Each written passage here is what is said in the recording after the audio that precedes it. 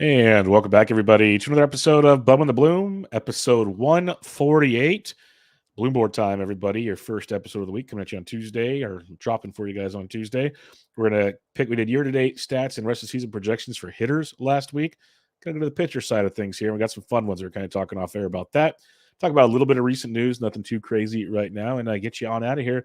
Before we do that, I'm on Twitter at BDintric, the podcast at Bubba Bloom Pod, and my co-host, as always, on Twitter at RyanBHQ. Ryan Bloomfield, how are we doing, my friend? I'm good. A little off kilter tonight, man. This is not our normal Tuesday night recording. By the time folks hear this, I will be at the beach in Lincoln City, Oregon, and enjoying myself. Already bought the high noons, bringing those over. So hopefully again, by the time you all hear this, if you're listening in the afternoon, I'll be a few high noons deep. But that's the reason we're going early. It's entirely my fault. I am on vacation leading up to the 4th. So yes, happy new week. Happy early 4th, my friend. Yeah, happy early 4th to you, and I hope you'll have some fun there. It's close to be 100 plus here for 4 or 5 days. So looking forward to you're that. about to get we're high 90s coming up soon. So for up here, that's tough. But on the 4th, we do a giant fundraiser rib barbecue at the park. There's a car show and all kinds of stuff. It's going to be 106 that day. So that's going to be, and I have a lot of high noons from Costco. Coors Light and high noons is in my living room right now because I went to Costco and loaded up for the boys. So we need to buy a bunch of water too, I think, just to keep it safe. But it'll be a fun one. And also for that reason, because it's a holiday and I know I won't be in proper condition to record Thursday night, we'll be coming at you guys Friday morning with the Fab podcast. But we'll be doing that one live. So if you guys are around in the morning, somewhere between 11 and 12 Eastern a.m. or in the morning, we'll be coming your way with the Fab podcast. A little housekeeping for you guys on that one also. That's right. Just to screw with our schedules even more. It'll be out Friday a little bit later than normal. But yes, agreed. We were talking and it was like, oh yeah, the 4th is a Thursday night. Let's push that. Let's push that a day. Just for everybody's sake. Just push that one. And yeah, you guys might get a lot of comedic relief out of it, but let's just be fair. Might not be the best overall content coming your direction on that one. And, we like to keep this show running for the future. So let's not do anything dumb on that one. It all depends if listeners like the entertainment side or the content side. I know we try and split a balance between the two. I think an evening 4th of July episode would be quite entertaining. I don't know about the info. Yeah. It's better off Friday morning. A hungover episode's a lot better than what you're going to see Thursday night. Let's put it that way. But all right, let's get out of here. We'll get you guys a couple news and notes. There's not a ton really. Like I put out a Friday, Saturday thing. It was like a couple relevant things, but some of that's been cleared up. So one of the bigger news that dropped on Sunday is Gavin Williams was activated from the IL. We knew it was coming at some time this week. It finally became official on Sunday, 60-day IL, make his debut this week on Wednesday versus Chicago White Sox. So that'll be fun. Has a very enticing 2-step next week as well. So Gavin should be rostered in most leagues, but for some reason, say you're in an FPC league and he wasn't drafted because of the injury concerns, because that was lingering towards the end of the spring training and draft season. Yep. Gavin might be available for the 2-step next week, which is enticing. What's your thoughts on this Williams thing besides Tristan McKenzie to AAA, hopefully having surgery in the next week? That'd be great. But Gavin Williams is back and it should be fun.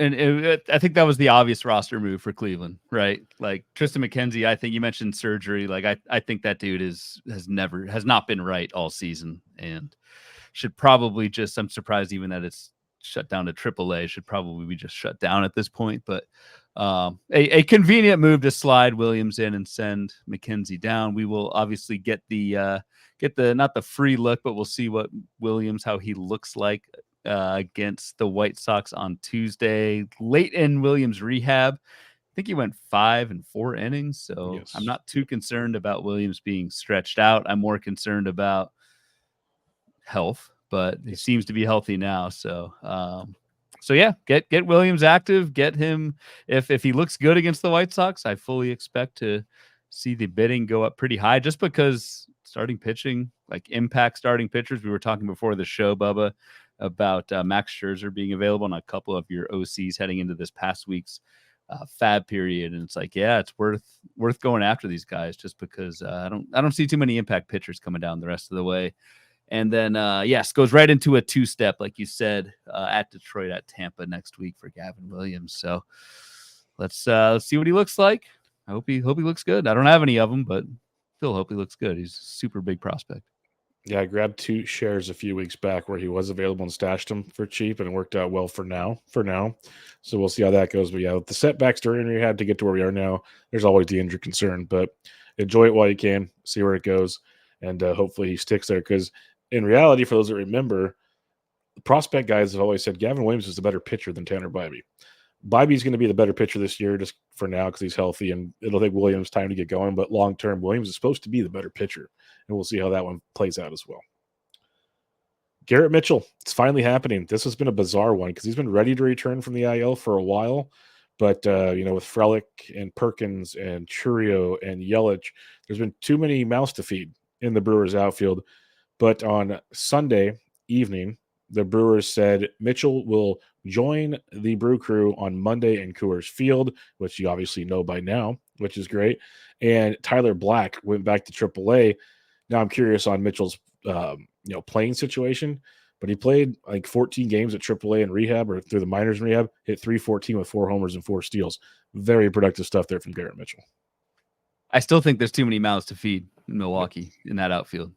Christian Yelich is obviously an everyday guy. Sal Frelick, I don't think is. Jackson Churio has been an everyday guy over the last couple of weeks, but Milwaukee has shown the not the ability, but they have platooned Jackson Churio in the past this season already. So then you tack on Blake Perkins, Garrett Mitchell. I'm very curious to see how Milwaukee handles this going forward. I think my prediction, we'll see what this week looks like. My prediction is with too many mouths to feed, it's not going to be enough regular playing time for Perkins or probably even Mitchell to warrant like big time bids. Maybe I'm wrong there, but it's something I'm definitely monitoring this week. See how they divvy up those at bats because there are 5 legitimate outfielders on that team right now. Yeah, Churio's been playing every day between right field and left field. He plays left field when Christian Yelich DHs. Frelick has played center field or right field. He plays right field when Christian Yelich DHs. So that's kind of been their regular rotation. And then Blake Perkins comes in when Christian Yelich DHs. Perkins is a switch hitter. So then what? Yeah, no, I think honestly with Yelich's back situation, I'd almost just make him a permanent DH and let Churio and say Perkins platoon. That'd be my 2 cents, or Frelick and someone platoon. Mitchell needs to play every day. Now, will he? That's the $1 million question. But Mitchell needs to play every day. So I'm really looking forward to this because the frustrating part for those that did pick him up over the weekend, it's a 4-game set in Colorado to start the week. And you'd really like to get a lot of Perkins involved there. I mean, Mitchell involved there. So we'll wait and see how that plays out. But something to keep in mind. Elias Diaz of the Colorado Rockies returned from the IL on Sunday, which is fun. Elias Montero was DFA'd for the other part of that. But Diaz came back and DH'd on Sunday while Hunter Goodman played catcher, which I'm pretty sure made him catcher eligible. That was game number 10. Number 10. At the position. So now the $1 million question is going to be, because Jacob Stallings and Hunter Goodman were sharing the role while Diaz was out. Now Diaz is back. How much does Goodman get to play? Because everyone's been like, oh, it's roster. He's going to get catcher. He's going to get catcher. But how much is he going to play now? Well, he has catcher eligibility now, so we don't really care if he plays. We obviously care if Hunter Goodman plays. We don't care anymore if he plays at catcher. It's like that the Elias Diaz return. Oh, yeah, no, I'm just talking about how many games does he play, period, though, is my question. Yeah, I mean, dude, the Rockies are still rolling out Jake Cave. They've got I mean, I don't know. And Hunter Goodman's not like that great himself, honestly. Nope. He's hitting 196 through 107 plate appearances. The power is there with 7 home runs through those 107 plate appearances. But what's the OBP? It's a 234 OBP so far for Hunter Goodman. So we're really just from a fantasy standpoint hoping that Goodman sticks in the lineup just so we have a catcher with power. But I don't know. Goodman is not that great of a real life player, and Diaz I would assume everyday catcher roles, or at least the primary catcher gig for the Rockies. So we'll see how it shakes out between Goodman, Jake Cave. I guess Brenton Doyle will play every day. You got some DH opportunities with Charlie Blackmon. Nolan Jones is back, but I think struck out 5 times in the same game. this weekend. So Sounds about right. he hasn't been that great either. So I don't know. It's a tricky ad for Hunter Goodman with the catcher eligibility. I'm actually talking myself out of him as I keep talking here. He sounds like a poor man's Mitch Garver, Shea Langoliers with the low batting average, high power potential. But you know what those two guys have? Regular at bats. So that's kind of the difference there. So yeah, that's where Goodman. I've been like hesitant this whole time when people have been very excited, and I understood the excitement, but I'm like, Diaz isn't out for the year, guys. Like he's coming back soon, and here he is. So I'm really looking forward to seeing this week how that plays out. Let's put it that way. And if Goodman didn't have catcher eligibility, he wouldn't even be on our fantasy no radars at all. So it just seems like this is someone who is just another one of those second catcher options if you're desperate for one. Yep, definitely. And then Jordan Romano wanted to mention this one. He's been having issues, we know, with the forearm and the elbow, and he was shut down again in his rehab. So I kind of thought when he first got hurt, it sounded like a long term. I wouldn't be shocked if he had to have surgery type thing. It feels like with this latest shutdown, we're going closer to that surgery type thing in this one.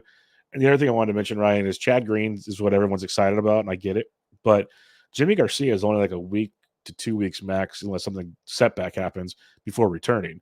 And with Romano getting shut down, Jimmy's the guy to start stashing now, I think, if you're looking for saves down the line, because he was actually pretty effective when he had the role, and he should have it for a while, it feels like.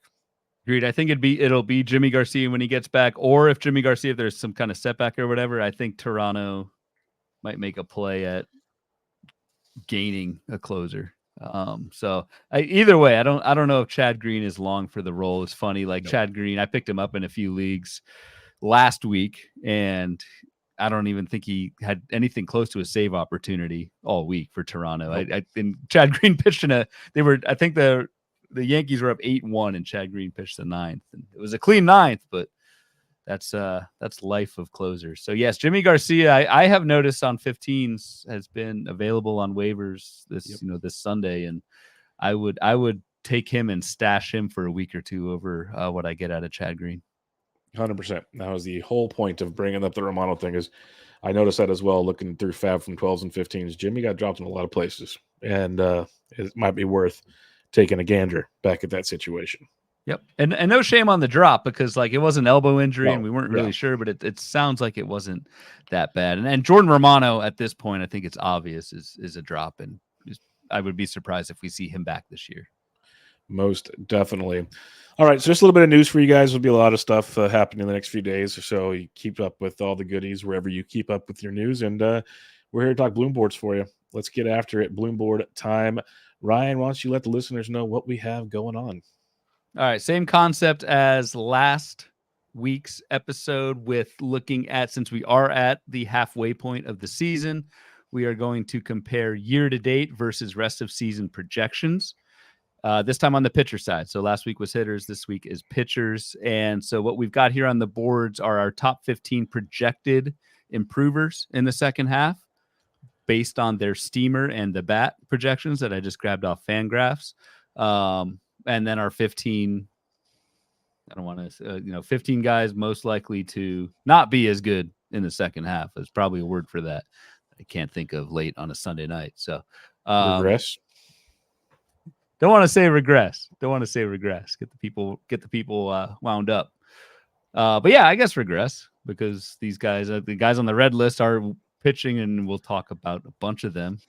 Your Seth Lugo types pitching way above their head, and yeah, probably regress back to what we think is their actual skill level, which is what these projections are projecting. I mean, that's what Steamer in the back kind of do, is they take these baseline skill level, add park factors and whatnot to that, But yeah, that's what we have. And we got ERA and WHIP. The way I sorted these, I just took the difference in ERA and WHIP year to date versus rest of the season. I for the improvers, I filtered out anyone projected for over a 4.25 ERA, because I was just looking. There were a bunch of guys like projected to improve, quote unquote, from a 6 ERA to a 5, and it's like, well, we don't really care about that. So I took out kind of the bad improvers, the ones that went from like really crappy to just below average. Took those guys out. But other than that, pretty straightforward, and I'm sure we'll talk about a bunch of these guys. Yes, we will. So let's kick it off with one of my guys that I've been on for the last couple of years. And I was telling Ryan off the air, Brayan Bello has been an actual drop for me in 12s in recent weeks, and he's actually been on the waiver wire in other 12s before I even dropped him. So I was late to the drop party there, but he's already got to start. He's supposed to pitch on Sunday, got to start push back to Wednesday as they're trying to work with him on stuff, and he might figure it out. The talent's there, and according to the projections think he'll figure it out a bit. But to be fair, a 5.55 ERA and a 147 WHIP feels like there's nowhere to go but backwards for Brayan Bello in this one, and it's just been a horrific season. Is the nicest way I can put it. 20%, like an 11% K to walk. Like he's never been a big strikeout guy, but it's been extremely brutal. Ground ball rates there. It's just been a weird kind of dynamic trying to figure out what's going on with Brayan Bello, besides the fact he just gets shelled every time he takes the mound. So what are you seeing with Bello? Because they got him projected for a nice improvement there, basically over a run better and a drop in a whip. Yeah, I mean, I guess it's a 4.24 ERA, Yeah. and this is an average between Steamer and the bat. The 4.20 projected 4.24 ERA and a 1.35 WHIP, like that's still pretty bad. It just goes to show how awful Brayan Bello has been this year. For me, what I see with Bello, you're right, like the ground ball rate is still there, but that's all we have to go off. Like the changeup is still a good pitch. He gets whiffs with it and ground balls with it, but this guy has no fastball at all. Like he's got the sinker, it gets ground balls, and he kind of throws it for strikes, but just does not miss any bats with it. Doesn't really have a reliable third pitch. Bello does. So I don't really see I see some improvement. So I kind of agree with the projections. Like Bello won't be a 5.55 ERA bad, but this is one of those guys who's just been so bad he can improve and still be like bad. Very marginal in a 15-teamer. Yep, I'm with you on that one. Let's talk about one of your guys now, Aaron Civale. 5.07 ERA, 1.38 WHIP. Projections have him at a 4.18 ERA and a 1.23 WHIP. I don't have a whole lot to say because I think I've said enough over recent weeks about Aaron Civale. So I'll give you the floor, Ryan. Are you excited about this improvement to a 4.18 ERA, or is it just time to finally admit the wrong here? Do you just need to correct your pronunciation there, Bubba? It is Aaron Civale. Sorry. Yeah. Not Civale. Just for the record, but no, I'm gonna.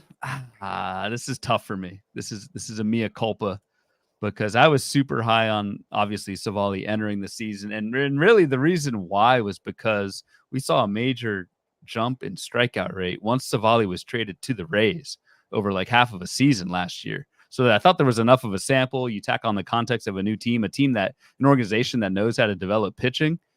And Civale was really, really good down the stretch last year. I thought that would continue. And instead, what we've seen is fewer whiffs, fewer Ks, more balls. And he hasn't been a 5.07 ERA bad. The Sierra's right at 4.04. But the lack of strikeouts kind of kills me, right? Like, I think he could be a 4 ERA guy the rest of the way. But a 4 ERA guy with a low strikeout total is not all that enticing at all in 12-teamers and even in 15s.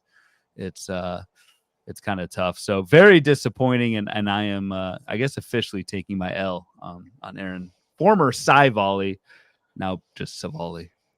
Yes, no, it's you saw the right things last year, so I can't give you too much of a hard time on that. But it's been a rough go for him this year, and he was an early drop for me, and I hope others are slowly making that decision as well. Because very slowly on this end. Well, and the biggest thing is you hit on it at the end is even when you throw 5 or 6 good innings, there's no strikeouts. It's just empty. It's absolutely empty, and it's just like if he's not going to get the win because he's not going to go super deep, and he's not going to give me strikeouts, then what are we giving? Like it's just we've talked about this numerous times with a lot of pitchers, and that's the biggest thing with Bello. Even when Bello was good, he's still in strike guys out. There's a handful of these guys on this list actually that will kind of check those boxes, and it makes it tough in fantasy to make these things happen. Yep. Pablo Lopez is one of your guys that is slowly making things in the right direction. 4.88 ERA with a 1.15 WHIP. Projections have him rest of season 3.59 to 1.14. You've been a big proponent of looking at the underlying metrics, the skill set, things not changing in that regard. And I will say his last 2 starts on the road, given be it Oakland and then strike out Seattle, 14 innings, 1 earned run, 23 Ks in those 2 starts, which has been absolutely outstanding. To be fair, look at Seattle. Ober, Lopez, and Ryan just struck out all the Mariners over the weekend. The Mariners team just streamed, folks. But this is one Pablo Lopez where it looks like, we can grain us one hand say, well, look at the matchups the last two starts. But the other hand, he's backing up his skill sets. So when you look at this rest of season projection for Pablo Lopez, are you on board with this? Because I'm assuming the answer is yes. I mean, I'm actually not. I actually think it's going to be better. The rest of season projection. The rest of season projection is a 3.59 ERA for Pablo and a 1.14 WHIP like that. Maybe the WHIP. I think the ERA will be even better. I think this is a low threes ERA guy. So I would go even further than what the projection. I mean, the Sierra, which again, Sierra, yeah. Sierra is skills independent ERA. It's my favorite ERA estimator to look at in season. It's available on Fangraphs of what an ERA should be based on those skills. It's 3.10. That's true. I mean, I've already made the case, so I won't repeat myself too much on previous podcasts. The case for Pablo Lopez: strikeout rate's elite, walk rate is elite, missing a ton of bats, throwing a ton of strikes, all that stuff. It's really just for me, it's the home runs. It's the home runs. Pablo Lopez has consistently been a 13% homer to fly ball guy in a season where we have a dead ball and homer to fly is down league wide from like 12 down to like 10. Pablo Lopez has gone up to 16%. I just don't see that holding all second half. So I think Pablo Lopez is a low 3 ERA guy. I have been quiet over these last two starts, which he has looked really good on social media, not taking that VL, that victory lap, because it has been Oakland and Seattle. Let's see how Pablo Lopez does against better pitching. But I think this is a true ace. I drafted him as a true ace, and I'm sticking with it. What's his next few starts? Versus Houston at the White Sox. So little tougher for one of the two. That is going to be a little tougher. It's actually, you got me thinking. You mentioned the home runs and his home run to fly ball. As a team, the Twins are 9th worst in baseball with almost an 11.8% home run to fly ball, pitching wise. Toronto, the White Sox, Tampa Bay, Texas, Colorado, Cleveland, Giants, Houston are ahead of them.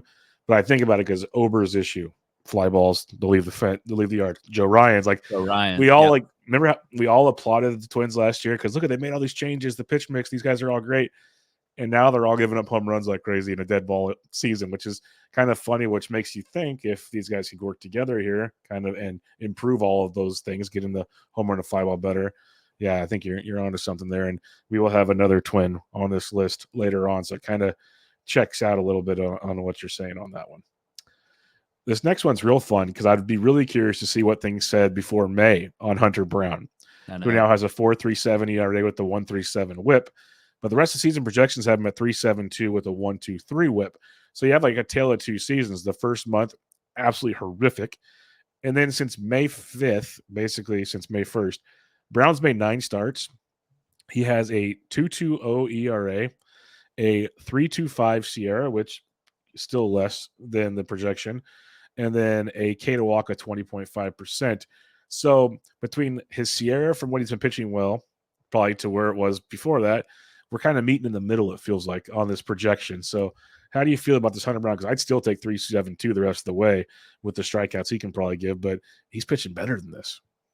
He's pitching a lot better than this, and backed by, it's not just a random jump in skills. It's backed by a pretty substantial pitch mix change. So, and Hunter Brown has been through it. Sounds like he's making the necessary adjustments for someone that has the prospect petting. I mean, prospect guys love this.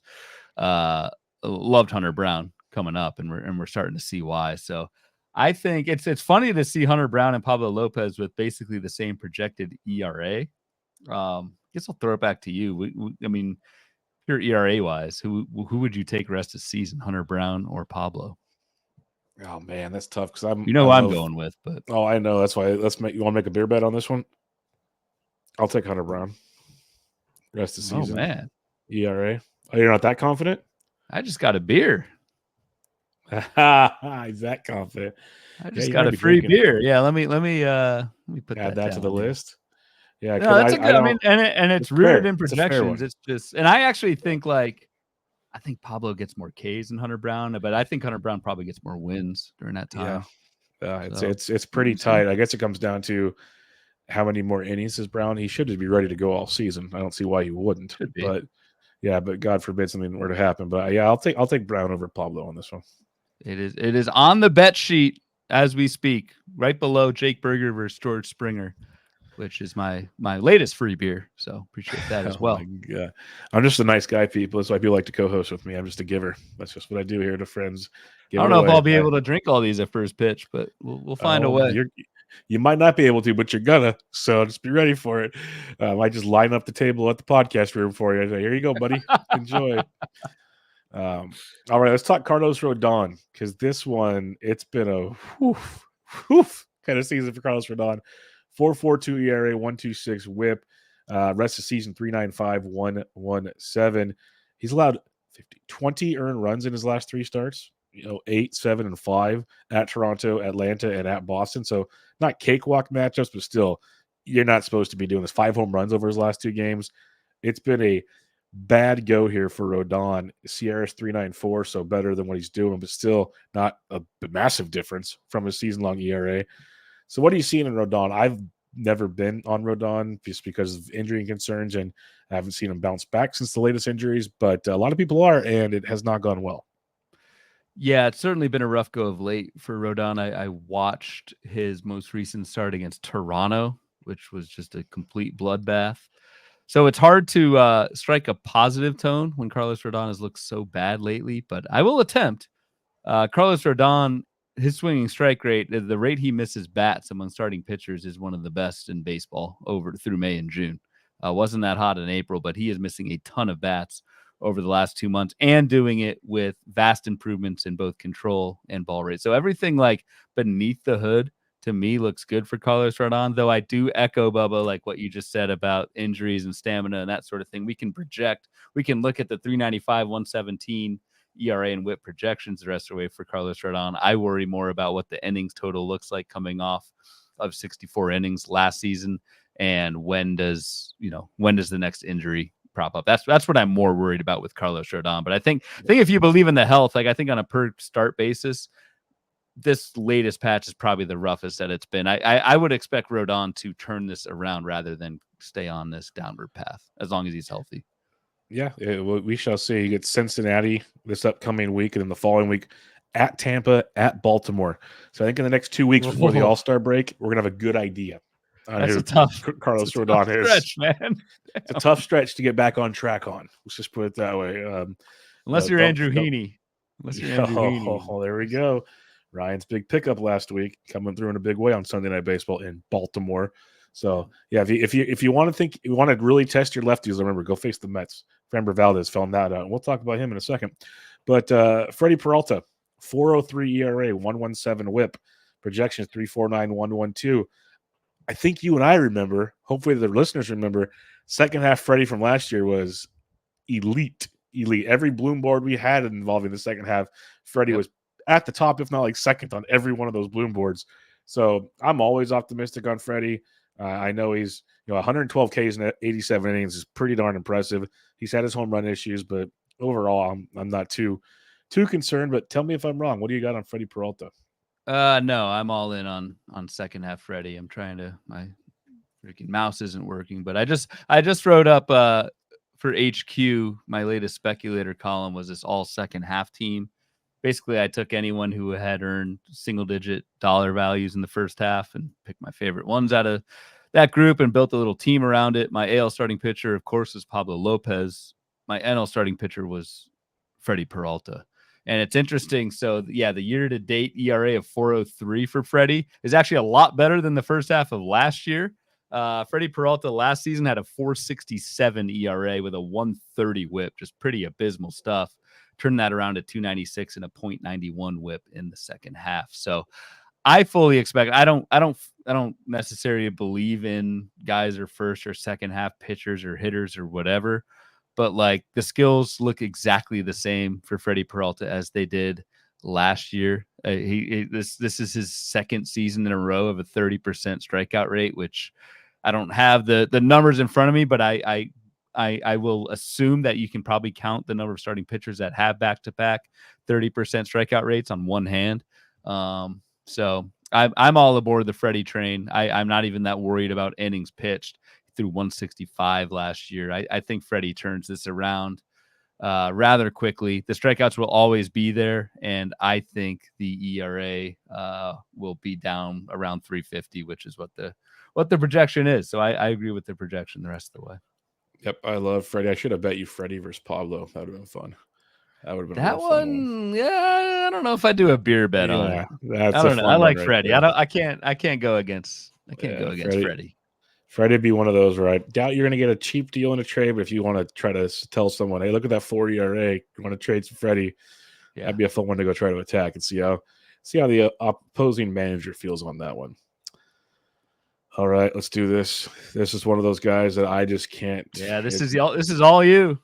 This is tricky. Kevin Gausman, 4.26 ERA, 1.27 WHIP. Projected rest of the season 3.93, 1.19. Right now he's got a 3.72 Sierra. He's got 84 Ks and 86 and 2/3. His K to walks 17.4%. This is a dude that has been a K to walk monster in recent years. His velocity is all over the board every time he takes the mound. Like it's low, it's high, certain starts. It's just, what are we doing out here? I don't know if the shoulder's still messed up or if he just can't grip a baseball or what the heck's going on. But he goes 5 or 6 innings most starts. Like he goes into Oakland again, 9 shutout, 10 Ks. That's great. But then, Boston, Cleveland, good offenses. They've gotten to him the last 3 starts, and that's been frustrating. Yankees torched him on Sunday, so the stats I'm giving you include the Yankees game. It's tough. I was telling Ryan off air. I had someone in my Substack message me and go, "What do I do with Gausman? He's killing me." I told him what I'm doing. You're not dropping Kevin Gausman, but you can sit him. I spot start him. He's not an auto start for me right now. It depends on matchups, and that's in 12 teams and 15s. You might not have that luxury, but he's like an SP3 in fantasy right now, and I don't feel confident saying that's going to improve. I don't know if you're seeing anything different, but the fact the velocity is just so wonky. It feels like the splitter is not nearly as dominant.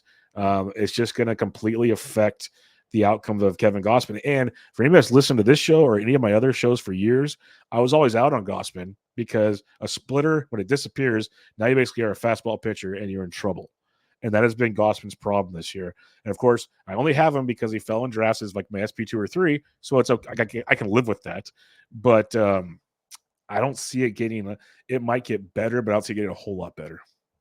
I think you nailed it, man. I think it's just we need to recalibrate our expectations for Kevin Gausman to that SP3 type of guy. And that honestly, that's what the projection is saying. Like the projection, it's still not bad. Still not bad. It's a 3.93 ERA and 1.19 WHIP. Like that's not that bad. It's better than what he's been, but it's also not. It's not an ace. It's not an ace, and I agree with that. Like I don't think Kevin Gausman, for all the reasons you just mentioned, Bubba, it is the splitter has not been as effective, missing a lot fewer bats with the splitter than he did last year. And you mentioned the velocity, fastball velocity is down a full tick as well. The whiffs are way down. Like I just, this is not the ace that I think we drafted him for. I think this is more an SP3, which again, it's disappointing if you drafted him as an ace, but I think Kevin Gausman will be serviceable. I just don't think this is the Gausman of the previous 2 seasons. Like the indicators say this is 1 or maybe 2 levels below that the rest of the way. And the projection, I think the projection accurately captures that. Yeah, I'm really like I don't plan on dropping him unless it really hits the skids hard at some point. No, but I mean, no, I wouldn't. I don't either. But yeah, we'll see. It's definitely disappointing, as you mentioned. So I wouldn't be surprised if he's back on the IL at some point with shoulder, that's arm, what I'm waiting something. for. That's what I'm worried about. But yeah, I'm waiting for a shoulder or something to tell me that this is why the splitter's not splitting, or this is why the velocity's down. Like I'm waiting for something to get revealed on that sort, and hoping it doesn't, but time will tell. Framber Valdez, this has been a roller coaster of emotions this season. 4.11 ERA with a 1.29 WHIP. The WHIP for one, some people say, oh, you get a high WHIP once in a while because, all the ground balls and whatnot. Okay. That's not the way he's pitching this year. 3.63 ERA, 1.27 WHIP on the second. So the WHIP's almost the same, which is really, really telling. That's probably the ground ball situation. But the ERA drops quite a bit. Now, it's just been weird because the strikeouts, 68 Ks and 85 innings. Like he's never been a dominant strikeout guy, but he's much better than that. And he's given up, 5 runs in 2 of his last 4. The Mets and the Giants, people that crush lefties. He's having a rough go of it this year, and it's not I don't know if it's Gausman-esque, but it's an ace that doesn't feel like you don't have that confidence when he takes the bump that he's going to just lock down because the ground balls are still there. The swing and miss is not. Yeah. And the ground balls are absolutely like very much still there. 61% ground ball rate is freaking awesome. He's no and Christopher Sanchez, but it's good. Well, I mean, who is Christopher Sanchez this season? God, what a year he's having. I had to throw the hat tip your way because that was another dominating start against the Marlins over the week. Friday. Looked really good. Yeah. Framber Valdez, however, yeah, not so much. I think a 60% ground ball rate, you can be an average pitcher, but you get that many balls on the ground. Like, yeah, you won't be the best whip guy, but I think your ERA is going to be fine. And I think on Houston, you're going to get some wins. So the big difference with Framber Valdez between last season and this year, it's a 6% drop in strikeout rate. I mean, that's the K's have not been there for Framber Valdez. So it's just a lot of contact, a lot of those ground balls coming through, and you look at the drop in strikeout rate. So then obviously my process, I look over to see what the swing strike rate is. Are you missing bats? That is down from 11.6 down to 10% so far this season. The fastball velocity is down a full 1.5 miles so far this season. So I don't really think the strikeout rate comes back, but this is still a guy who's going to get a ton of ground balls. The projection rest away, I think the narrative is similar to Kevin Gausman. They've pitched pretty much the same. They have the same ratios this season.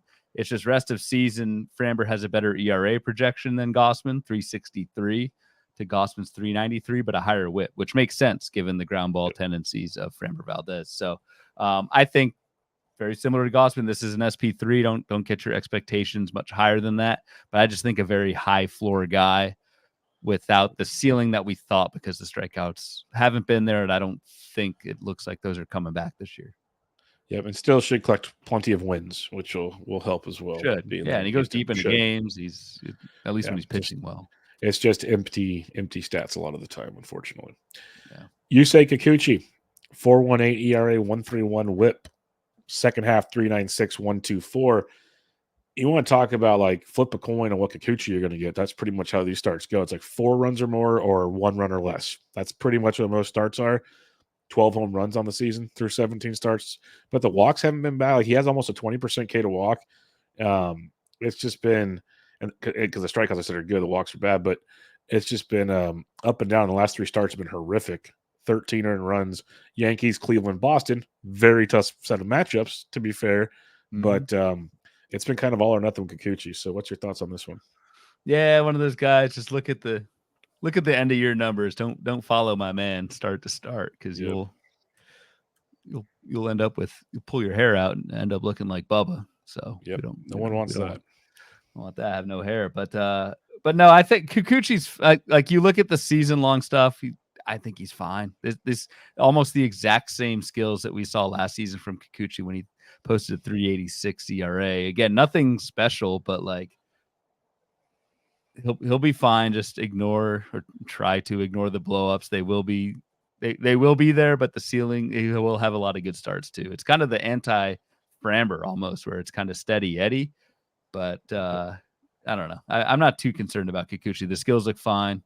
The velocity looks fine. Actually missing a ton of bats in June. No, it's phenomenal. So, like, it's just, he gave up 4 homers to Boston, like 4 solo shots to Boston. I remember that. It's phone wild. Blew up. Yep.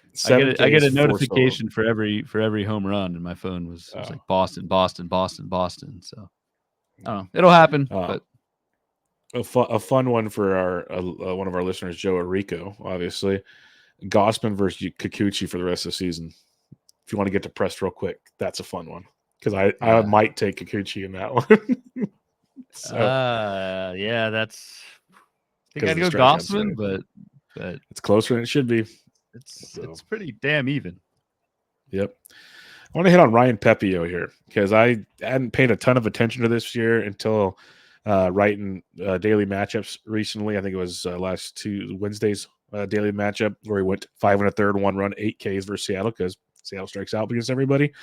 But Pepio's fun. He, in season 4.4 ERA, 1.09 WHIP. Second half, they're projecting 3.89, 1.19 WHIP. And you look at his stuff, what got my attention the most is pretty much 5 or 6 innings is all you're getting out of the boy. But the Sierra is strong. The K to walk is outstanding. He's been really, really good this year. It feels like duration of the game's been the issue for Pepio more than anything. But when you dig in deeper, like you like to do, what are you seeing with Ryan Pepio?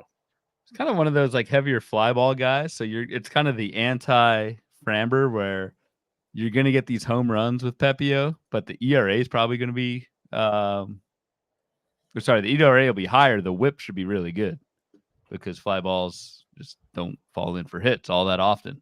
And then you tack on top of that the strikeout minus walk, which is awesome. I mean, Ryan Pepio has a 29% K rate. That's elite, man.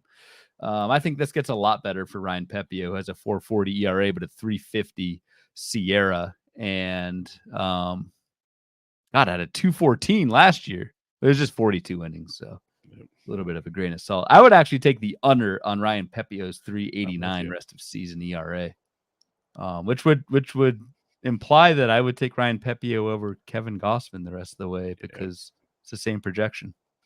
Very similar. Yes, that's why Pepio opened my eyes when I looked at him the other day. I was like, wow, he's been much better because it feels like because I'm seeing the ERA and I'm seeing, okay, he's not dominating like he was with the Dodgers, but then you dig underneath a little more and you're just like, he's actually been pretty dang good, like really good. It's just a couple of things aren't going his way. Like you mentioned with the fly ball, you're going to have some rough outings when it doesn't go your direction. So the he's thing an real interesting quick, I should add, or one of us should add with the Pepio analysis is we do need to monitor the innings. Yep. It's been 36 innings, 42 innings each of the last 2 seasons. That's already up to 71. So due for a major spike in workload, which people can do. It's just what do the skills look like in that second half when he's in uncharted workload territory, at least over recent seasons. And it feels like if you look at the game logs for Tampa, they've done that once in a while. 2 innings here, 4 innings here, and some of those are bad starts, but at the same time, it's a good reason to be like, hey, let's yank them. Let's save the innings. Don't try to pitch through it. And Tampa's great at that. We know they created the opener for crying out loud. Like Pepio could be there in the end, no problem. It's just how does he get there? Does he get the Yarbrough treatment where he comes into the third, or does he go the first 3 and you're just like, dang it? Like where does it go in this one? So yeah, I think he finishes the season. It's just when, but then again, Shane Baz should be there. He's not, so who knows what the Rays are doing? That's $1 million question. All right, I hinted at another twin on this list. Let's talk Bailey Ober because I know Bailey Ober was a popular pick among this podcast in preseason, and overall, I've been very happy with what we've seen from him. He's had a couple blowups. Home runs are wild. He does that quite a bit, but we're seeing the 4.3 ERA in the first half of the 109 WHIP, which is good. 3.98, 1.16 in the second half. K to walks close to 20%. Sierra's 3.61, which is outstanding. Dude's got 27 Ks over his last 3 starts. Oakland, Seattle. So grain of salt. But what are you thinking here with Ober? Because I feel like if he can limit the home runs, it's big if. I understand that because that's his kind of pitching repertoire. 3.98 is too high. I think so too, and I actually think like the narrative around Bailey Ober is too negative because I think this is the prime example of we just look at ERA, we don't look at the other categories. Like, we see Bailey Ober as a 4.30 ERA, like you said, a 109 WHIP, but that's really damn elite. Good. Yeah. And then you tack on, he's got 92 strikeouts, and so he's almost on pace for a 200 strikeout season with 7 wins already. So double that. That's so 14 wins, almost 200 Ks and a 109 WHIP. Like, give me a 4.30 ERA. That's a damn good pitcher. So I just think we focus a little, and I'm not saying you, me. I mean, we're all guilty of it just in general. Yeah. Like we look at ERA and seem to weight that a lot more than any other category. And I think Bailey Ober, yes, the home runs have been a problem for Ober. I will agree with that. I just that's part of the package. That's Bailey Ober gives up a ton of fly balls, and that's what you have to live with. But the flip side of that is you get a bunch of Ks and a really good whip. So if Bailey Ober just does what he keeps doing, like I think that's a fine year where he was drafted. 100% agree with you on that one. So yeah, I'm looking forward to Ober. Would you take Pablo or Ober? You're taking Pablo. I'm not stupid, but I just want to throw it out there for you real quick. Yeah, but what about Gausman versus Ober? I'd take Ober over Gausman. What about Freddie? Freddie or Hunter? Freddie, Hunter Brown, or Bailey Ober? Freddie's my favorite guy on this board. So he's not good. He's better than everybody on this board. What about Civale or Do we really? We doing this now? I thought I've beaten you up enough over this one. We're gonna keep doing this. oh All man. right. Speaking of that, let's talk about the players that are going to go the wrong direction on this board. Like we didn't talk about Castillo or Eflin. I'll give you a chance. Did you want to talk about either one of those?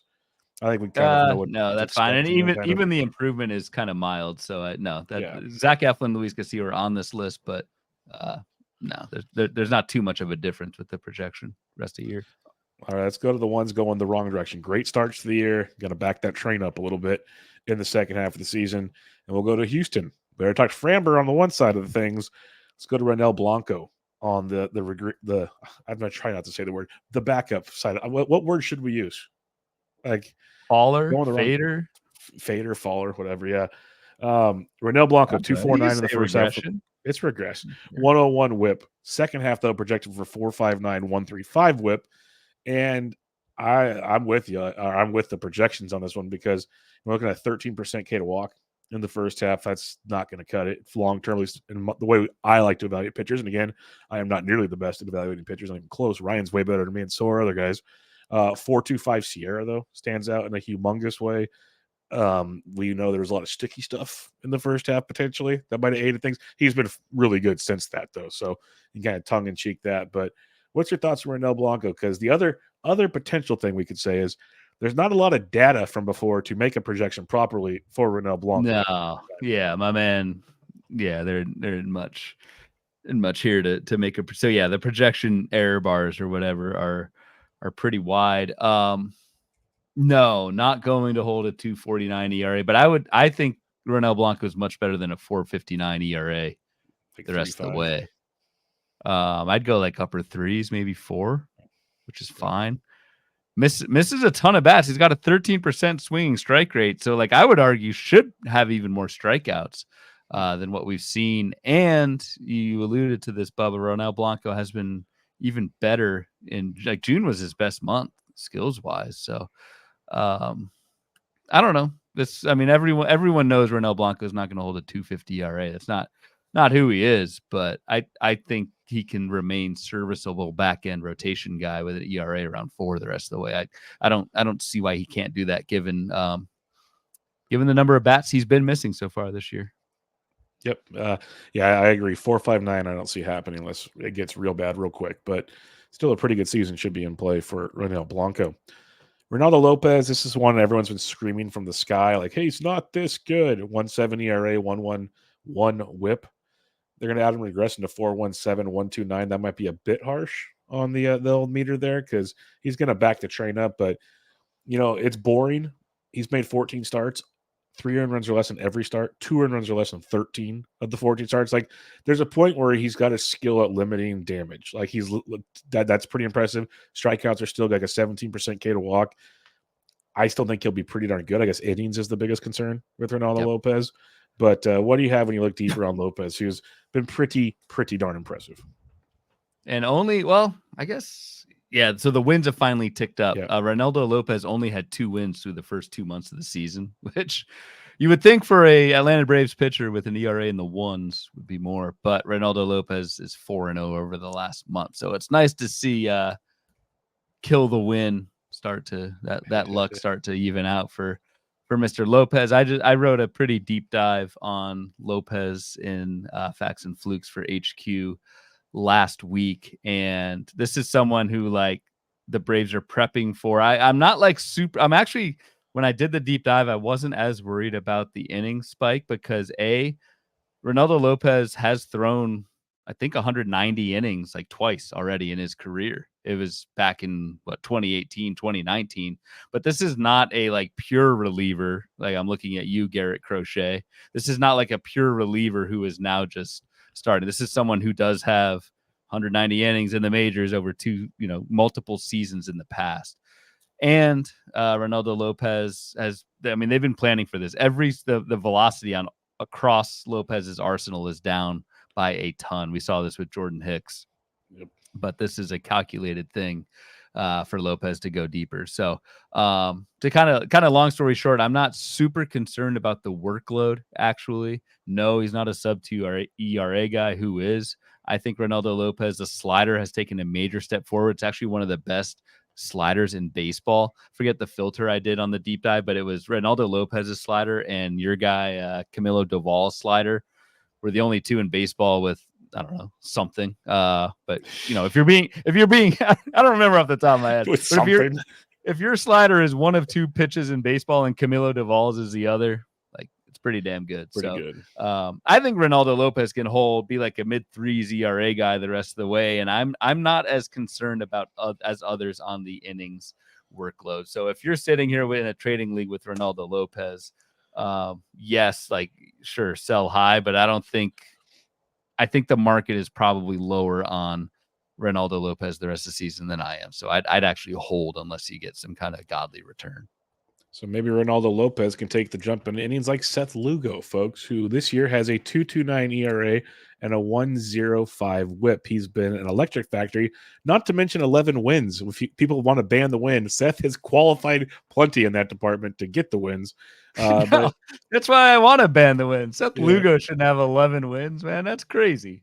But a 4.42 projected ERA with a 1.32 WHIP is quite the step back for Lugo, who's coming off a monster year. And the one thing I pointed out to Ryan real quick before the show, because Lugo, we were kind of briefing the board here, after his dominating start once again on Sunday with 10 Ks over 6 shutout innings, Lugo's made 18 starts already this year. He's thrown 116 innings after throwing 146 last year after being a reliever. There's a question of, they're not going to shut him down, but eventually, is there a point where your arm just can't take it anymore, or is Lugo become a better pitcher? Who knows?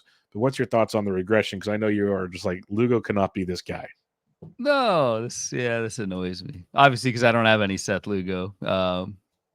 He's nowhere near this good. This is the same exact guy that we saw last year. The strikeout rate's actually down a tick. He doesn't miss bats.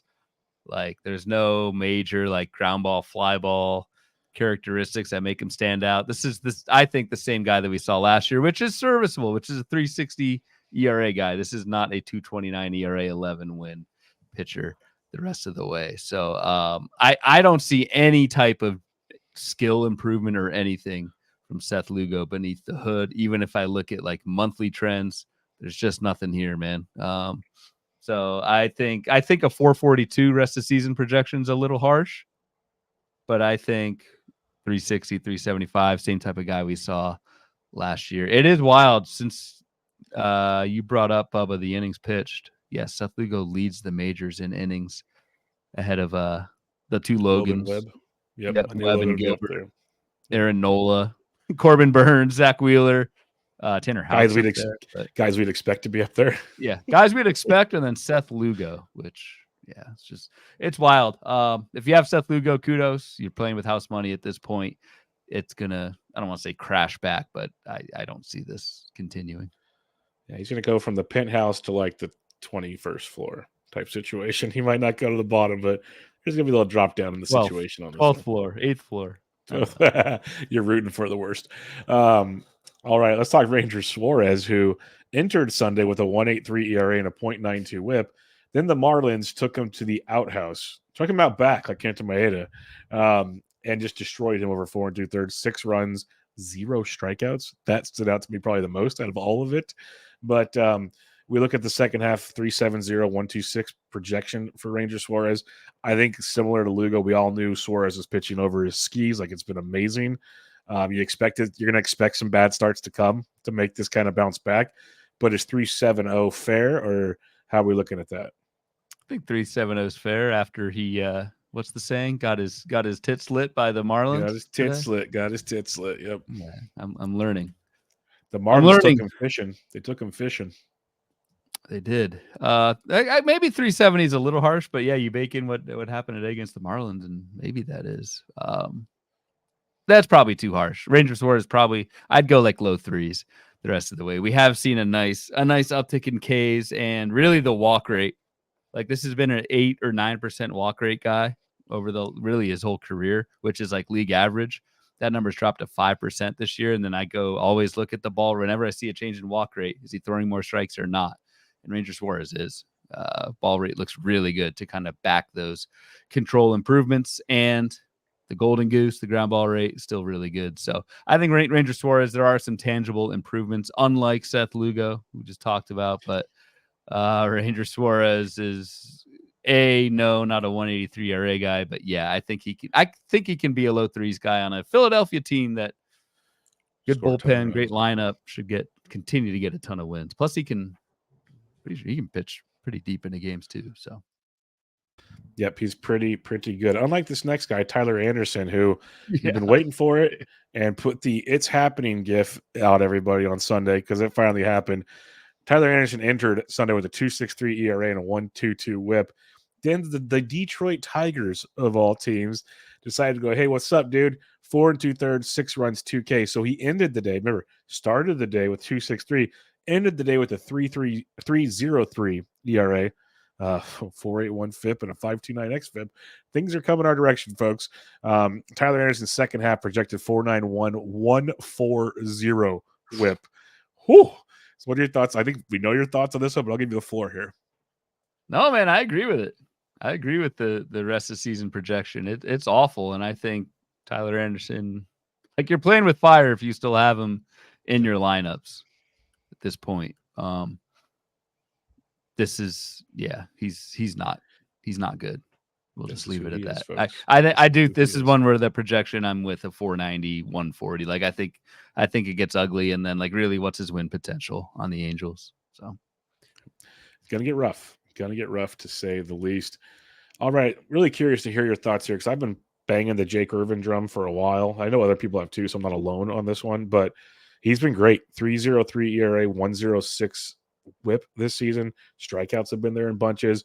And we saw little bits of it last year, and he's kind of run with it this year as that pitching staff as a whole has been a lot better in Washington. Like Trevor Williams is at the top of this list. We didn't talk about him because he's out for the year, basically. But Mackenzie Gore's made his adjustments and others. But Jake Irvin's second half projections, 4.46, 1.32.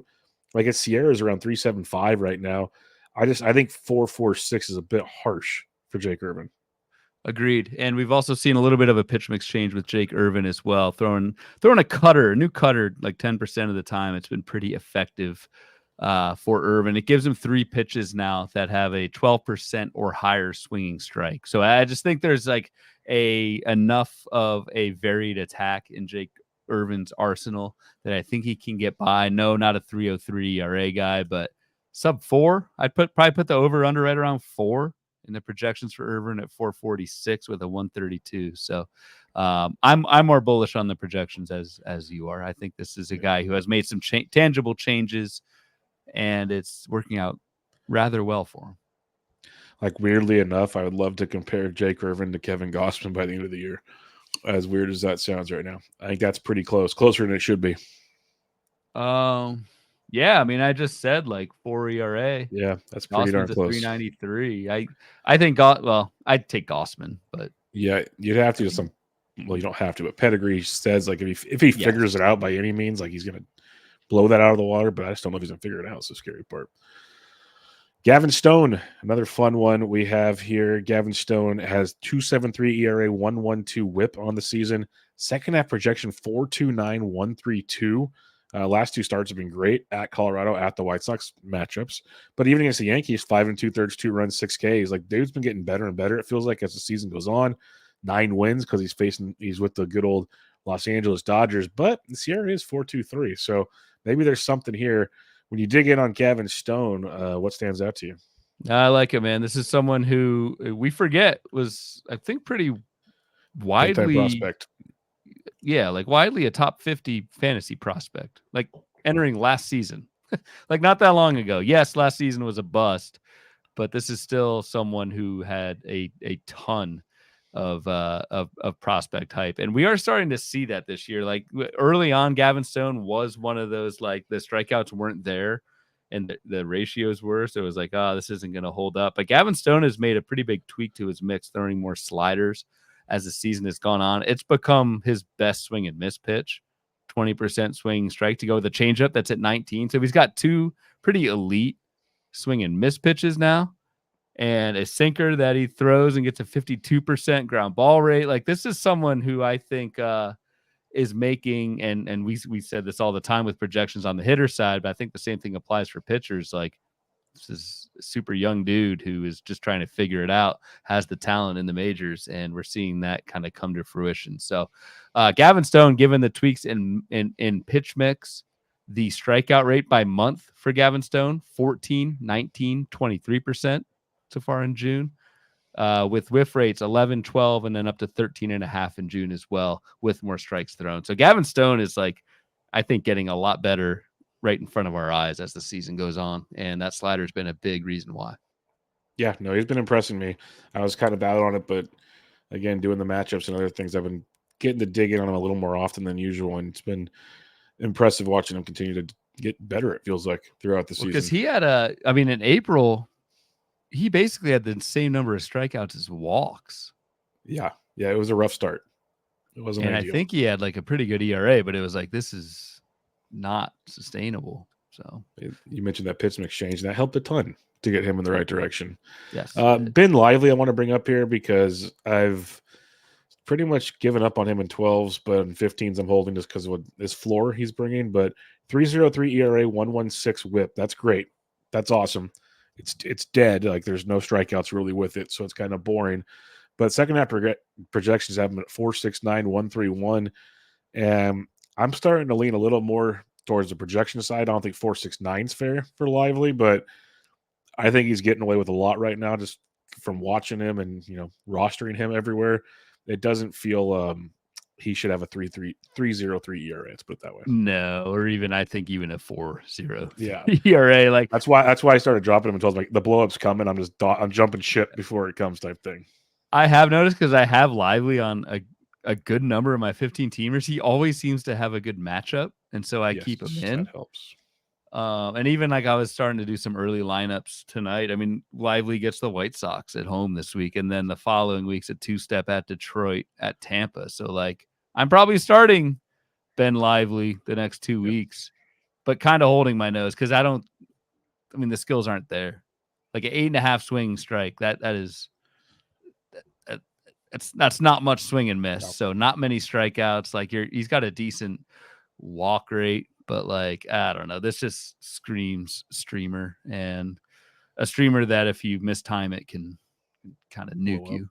Yep. I hate pitch to contact guys. I've always hated pitch to contact guys. Like, this feels like a Miles Mikolas just pitching well right now situation. Just like, there's a lot there. I will say the pitch to like, in a year with a dead ball, it helps, but still not that much. I still don't like pitch to contact. I never have. And the one reason why many reasons, but it's always funny when we do one of your boards and then it's like, yeah, this guy went deep tonight. Oh, he's on the board. Makes sense. Well, we're talking about these regression guys. We already mentioned Ranger Suarez. We mentioned Tyler Anderson. Well, now Tanner Houck is on this list. 2.67 ERA, 1.02 WHIP on the season. Second half projection 3.83, 1.26. Still very good. Very good, all things considered. Just gave up 7 earned in 4 1/3 of the Padres on Friday. So he's got that going for him. I think we kind of were, Houck's been great. There's no denying that. But in a year where he kind of been struggling previously to like jump out this year, I was kind of waiting for a backing up situation to take place, and maybe we'll see it. But when you dig in deeper on Tanner Houck, what are you seeing on him? I think he's kind of not a 2.6. I wonder what his ERA was before to give up that many runs, to get blown up and still have I can tell you. Give me like 2 seconds to do this real quick, and I will let you know. So I want June 24th. That would have been his last start. Previous to that start, his ERA was 2.18. Oh, it's beautiful. Yeah, a half a run thanks to giving up 7 earned and 4 1/3. Damn. So I mean, it's hard for anyone to hold a 2.18 or 2.67 ERA now that he has now. It's even harder when you only have a 24% strikeout rate, right? So like, this isn't a total pitch to contact guy like Lively. Houck does get some Ks. The thing that Houck does, though, is we have seen major control improvements with a 31% ball rate is elite. That kind of firmly backs a 4% walk rate. Like the control looks really good for Tanner Houck.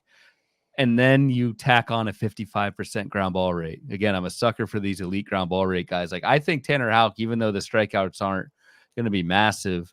I think the floor here is super, super safe, given that he doesn't walk anybody and he gets a ton of ground balls. So that's really what sticks out to me for Tanner Houck. I am a little worried about second half workload. This is somebody, again, kind of converted reliever, 106 innings last year. He just surpassed that amount in his most recent start. So you do kind of wonder what the control will look like in August, September, et cetera. But so far, I think he looks really good. He's not a 267 good, but I would take the under on a projected 383 ERA and 126 WHIP, given the control improvements from Tanner Houck. The control improvements and just that 126 WHIP is, I'd say maybe like give me 115 and a 3.5. That seems reasonable. Sounds about right.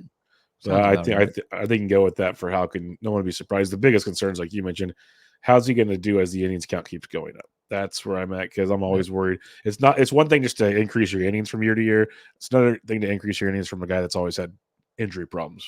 That's where I get concerned with Tanner Houck. And that's kind of why I liked him in fantasy, but I wasn't like super aggressive on him in fantasy. So, you win some, you lose some, but that's the name of the game.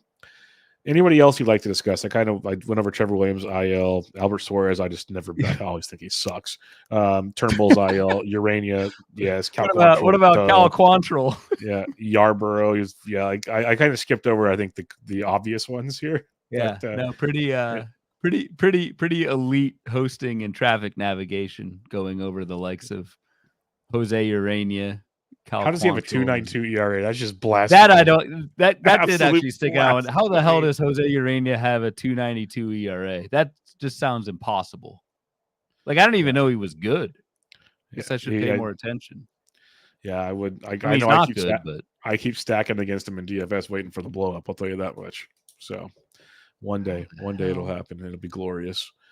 Yeah, but no, I don't. Any of the guys we met, I mean.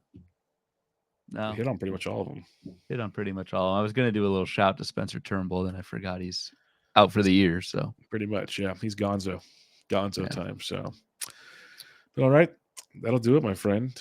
Another episode in the books, a fun one talking about. I love this list. I told you before the show, I was like, these are some really good names that a lot of people have questions about, especially on the side that hopefully positive regression takes place in the second half. A lot of good stuff there. So. Some fun names, but final thoughts before you head away on your little 4th of July getaway and get out of the heat. No, not really. Be safe over the 4th. Don't blow yourself up, man. We want all 10 fingers for our next show. A little different without our chat, our usual chat going on the right rail here, but we I don't know. We got to take vacations. At least I do. Okay. So. Yep. No, it's all good. It's all good. And like we said, we guaranteed we'll get you shows. That's what we're going to do. Not going to miss them for you. And then we'll have the Fab show instead of Thursday night. It'll be Friday morning. It's somewhere between 11 a.m. Eastern or 12 p.m. Eastern, somewhere in that window. We'll be coming at you live on the YouTube. So come find us there. But yeah, like Ryan said, enjoy your 4th of July holiday. Be safe. Have fun, but not too much fun where it's not safe, if that makes sense. So enjoy yourselves. Barbecue it up. Have some beverages if you choose to, and have fun. And you, my friend, have a good one. Enjoy it with the family. Full day of baseball too, which I probably won't get to enjoy since I'll be with the family. But that's always a bonus when you get a full. That's only right. Full slate of games on the 4th. So enjoy, everyone. It should be. But until next time, make sure you check out Ryan on Twitter at RyanBHQ, the podcast at Bubba Bloom Pod. I'm at BD Intric, and this was Bubba and the Bloom, episode 148. Catch you all next time.